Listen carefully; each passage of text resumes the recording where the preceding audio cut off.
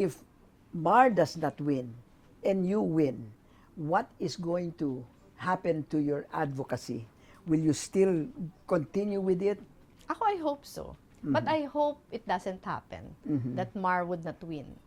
Kasi it would be much, much easier for me to push for my advocacies if my president is Mar. Okay, tell me what kind your of work advocacy is. Okay. Yung sa akin po talaga, anti-poverty.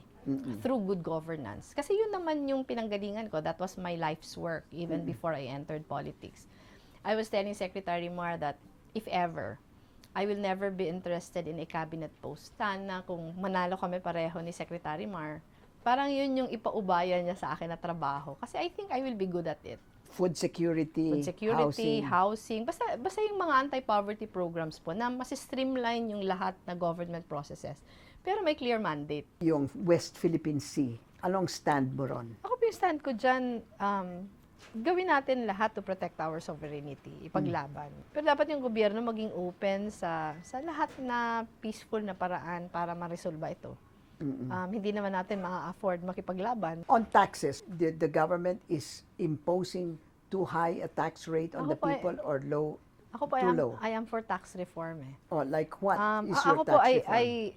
ang paniniwala ko po talaga, overburdened yung mga salaried employees. Yeah. Na dapat hindi And naman sana... Who is getting the advantage if not? Ako po yung mga mas mayayaman tuloy yung nakakalusot. Same-sex marriage or civil unions, what is your view on this? When I was asked if I was open to it, yung sagot ko po doon, I think government should be open to discussing the possibility of legalizing civil unions. Yung civil unions, parang nile-legitimize mo yung partnership. Pero hindi parang marriage. Sa akin naman kasi, pag illegal yung same-sex na partnership, kahit civil union lang yun, parang very discriminatory. Yung gobyerno naman is for everyone.